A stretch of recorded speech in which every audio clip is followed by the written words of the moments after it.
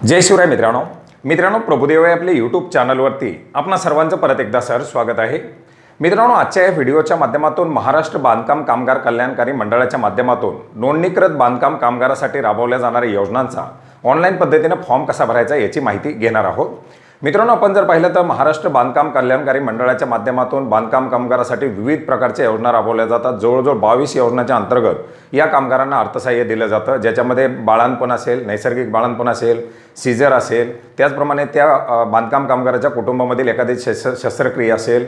त्याचप्रमाणे आपण जर पाहिलं तर जे बांधकाम कामगार आहेत त्यांच्या मुलांना 5वी ते 8वी शिक्षणासाठी, 8वी ते 12वी, 12वी ते पुढचं शिक्षण असेल किंवा अभियांत्रिकी असेल, मेडिकल शिक्षण असेल, अशा प्रकारच्या विविध प्रकारच्या शिक्षणासाठी अर्थसहाय्य केलं जातं। याचप्रमाणे बांधकाम कामगाराला स्वतःचं घर बांधण्यासाठी या ठिकाणी 6 लाख रुपयापर्यंतच्या कर्जावरती व्याज अनुदान दिलं जातं। 2 लाख रुपयापर्यंत हे अनुदान या ठिकाणी त्या बांधकाम कामगाराला दिलं जातं।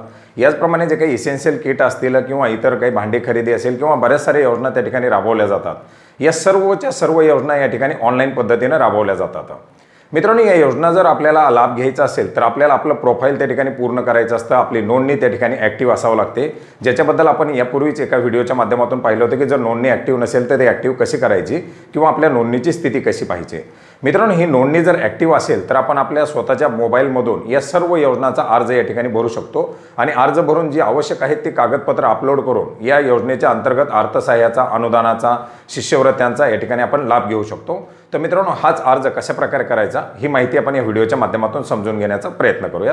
मित्रांनो, याच्यासाठी आपल्याला महाराष्ट्र बांधकाम कल्याणकारी मंडळाच्या वेबसाईटवरती जायचे, mahabocw.in। याच्यासाठी आपण गुगलच्या माध्यमातून mahabocw सर्च करू शकता।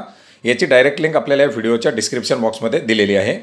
या वेबसाईटवरती आल्यानंतर आपण या ठिकाणी पाहू शकता mahabocw.in, ज्याच्यावरती काही आपल्याला ऑप्शन दाखवल्या जात आहेत, ज्याच्यामध्ये आपण जर बांधकाम कामगाराची नवीन नोंदणी असेल, त्याचप्रमाणे प्रोफाईल लॉग इन असेल किंवा जे काही प्रोफाईलचं जे आपलं अपडेशन असेल, या सर्व बाबी या ठिकाणी करू शकतो। आणि याच्याचमध्ये 2 नंबरचे ऑप्शन आहे construction worker apply online for claim, ज्या ठिकाणी नवीन योजनासाठी आपण अप्लाय करू शकतो। याच्यावरती क्लिक केल्यानंतर आपल्याला सिलेक्ट ॲक्शन नावाचे एक ऑप्शन या ठिकाणी येणार आहे, ज्याच्यामधून आपल्याला ॲक्शन सिलेक्ट करायचे, न्यू क्लेम आणि अपडेट क्लेम। आपण नवीन योजनेचा अप्लाय करण्यासाठी न्यू क्लेम करायचं आणि आपण केलेल्या योजनेमध्ये जर काही बदल असेल तर त्या ठिकाणी अपडेट क्लेम करू शकतो।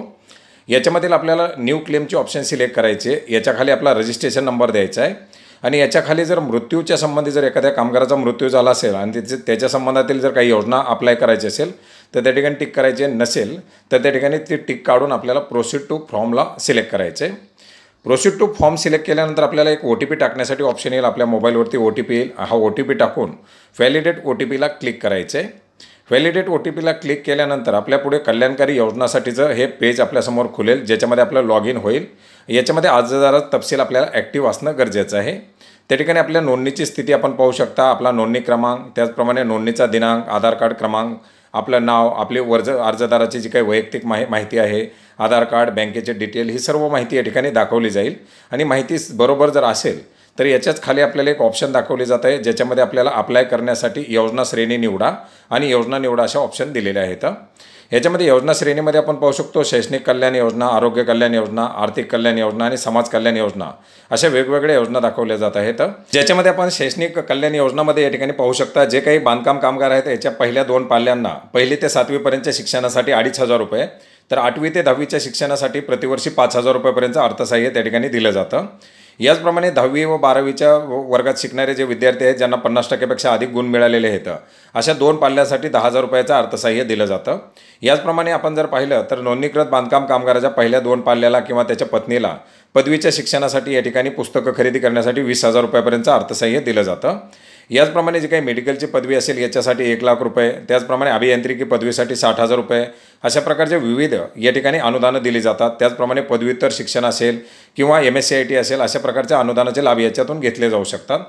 हेल्थ वेलफेअरच्या अंतर्गत आपण जर पाहिलं तर जे काही बांधकाम कामगार आहेत यांच्या पहिल्या 2 जीवित अपत्याच्या नैसर्गिक 15,000 रुपये आणि शस्त्रक्रियेच्या प्रसूतीसाठी 20,000 रुपये, त्याचप्रमाणे नोंदित बांधकाम व त्याच्या कुटुंबियाला गंभीर आजाराच्या उपचारासाठी 1 लाख रुपयापर्यंतचा आरोग्य विमा नसल्यास या ठिकाणी या आरोग्यविषयक ज्या कल्याण योजना आहेत त्याच्या अंतर्गत अनुदान दिलं जातं, लाभ दिले जातात।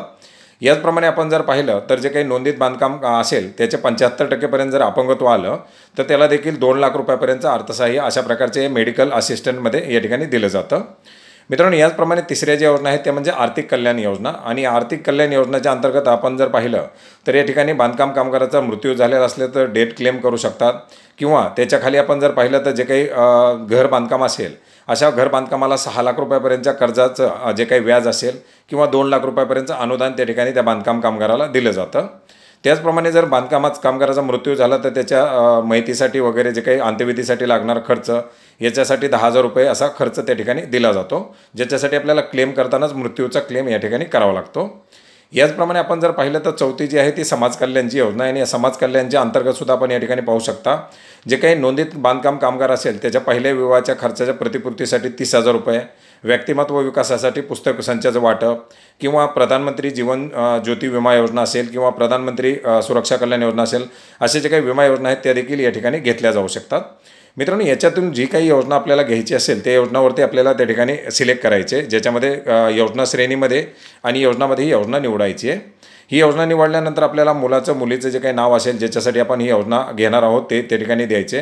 आता जसं आपण शैक्षणिक कल्याण योजना निवडलेली आहे तर त्याच्यासाठी कुठल्या मुलासाठी आपण लाभ घेणार आहोत, आपल्या मुलांची जी नावं असतील ते त्या ठिकाणी दाखवले जातील, त्यांचं आधार कार्ड, कुठल्या प्रकारचं शिक्षण घेत आहे, डिप्लोमा आहे, PG डिप्लोमा आहे, जे आपण बाबवरती निवडलेले आहे त्याच्यानुसार योजनामध्ये खाली ऑप्शन आपल्याला बदलत राहतील.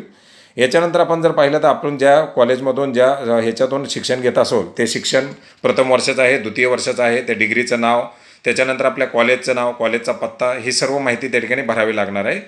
याच्यानंतर आपण जर पाहिलं तर त्याच्यासाठी कागदपत्र आपण पाहू शकतो. शैक्षणिकमध्ये मागील वर्षी उत्तीर्ण झालेलं प्रमाणपत्र, चालू शैक्षणिक वर्षाचं बोनाफाईड प्रमाणपत्र, ओळखपत्र, त्याच्यानंतर आधार कार्ड, जे मुलीचं जे आधार कार्ड असेल ते आधार कार्ड, आणि वेबसाईटवरती एक स्वयंघोषणापत्राचा फॉर्म दिलेला आहे तो नमुना त्या ठिकाणी डाउनलोड करून शिधापत्रिका, ही सर्व कागदपत्र या ठिकाणी आपल्याला अपलोड करायचे आहेत. आणि याच्यानंतर व्हेरीफाय कागदपत्र करून आपल्याला हा अर्ज सबमिट करायचा आहे. मित्रांनो, याचप्रमाणे आपण जर पाहिलं जर आपल्याला या ठिकाणी जे आरोग्यविषयक ज्या योजना आहेत याच्यामध्ये जर समजा अपत्यासाठी, जर डिलिव्हरीसाठी, बाळंतपणासाठी ज्या योजनेचा जर लाभ घ्यायचा असेल तर त्या ठिकाणी ती योजना सिलेक्ट केल्यानंतर आपण कुठल्या मुलासाठी घेणार आहोत त्या मुलाची त्या ठिकाणी नोंदणी करावी लागेल.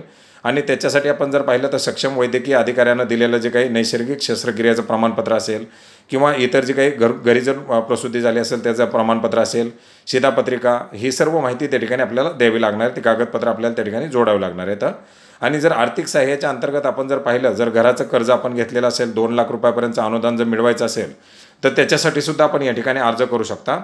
याच्यामध्ये अर्ज केल्यानंतर आपल्याला जे काही बँकेचा तपशील द्यावा लागणार आहे, आपण कुठल्या बँकेकडून हे कर्ज घेतलेलं आहे, त्याचा व्याजदर किती आहे, बँकेचं नाव काय आहे, बँकेची शाखा कुठली आहे, किती तारखेला कर्ज मंजूर झालेलं आहे, कर्जाचा कालावधी किती आहे, त्याच्यानंतर आपल्याला बँकेकडून कर्ज घेतल्याचा पुरावा, त्याचप्रमाणे पती पत्नीच्या नावावर घर नोंदवल्याचा पुरावा, याच्यानंतर पती पत्नीच्या नावे दुसरं घर नसल्याचं एक शपथपत्र, राष्ट्रीय बँकेकडून जे काही 6 लाख रुपयापर्यंतचं व्याज देय प्रमाणपत्र या ठिकाणी घ्यायचं आहे आणि एक स्वयंघोषणापत्र देखील याच्याबरोबर जोडायचं आहे. मित्रांनो, अशा प्रकारचे जे काही वेगवेगळ्या योजना आहेत या वेगवेगळ्या योजना आपल्याला त्या ठिकाणी सिलेक्ट केल्यानंतर त्याच्याखाली वेगवेगळी अशी कागदपत्र दाखवली जातील, जे कागदपत्र जोडल्यानंतर आपल्याला त्या ठिकाणी ती कागदपत्र व्हेरीफाय करून सबमिट करायचे. मित्रांनो, याचप्रमाणे आपण जर पाहिलं तर जे काही सोशल वेलफेअरच्या योजना आहेत याच्यामध्ये जर बांधकाम कामगाराचं लग्न झालेलं नसेल, लग्नाचा जर खर्च असेल, या खर्चासाठी 30,000 रुपयापर्यंतचं अर्थसहाय्यसुद्धा या ठिकाणी बांधकाम कामगाराला घेता येतं. आणि त्याच्यासाठी सुद्धा आपण सोशल वेलफेअरच्या अंतर्गत लग्नाच्या खर्चासाठीच आपण क्लिक करू शकतो. याच्यामध्ये सुद्धा आपल्याला डेट ऑफ मॅरेज असेल, विवाह नोंदणीची तारीख असेल, विवाह नोंदणीचं ठिकाण असेल, ही सर्व माहिती, त्याच्यासाठी लागणारं मॅरेज रजिस्ट्रेशनचं सर्टिफिकेट, त्याचा क्रमांक, ही सर्व कागदपत्र आपल्याला या ठिकाणी अपलोड करावे लागणार आहेत. ज्याच्यामध्ये जोडीदाराचा तपशील दिला जाईल, त्याच्यानंतर जोडीदाराचं नाव, विवाह नोंदणीचं जे काही प्रमाणपत्र असेल ते प्रमाणपत्र, पहिल्या विवाहाचं घोषणापत्र, याच्यानंतर आधार कार्ड, पती पत्नीचं दोघांचं आधार कार्ड जोडावं लागेल. अशा प्रकारची सर्व कागदपत्र या ठिकाणी जोडावं लागतील. आणि मित्रांनो, हे सर्व कागदपत्र जोडून आपण क्लेम केल्यानंतर पुन्हा एकदा आपण जे काही अपडेट क्लेम आहे त्या ठिकाणी जर काही चुकी असेल तर अपडेट करू शकता.